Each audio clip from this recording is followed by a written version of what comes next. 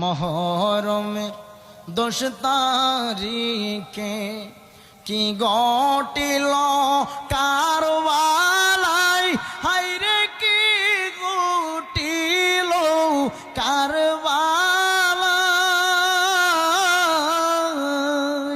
জয়নাল আবেদিন বন্দি হইল এজিদের জেলখানায়।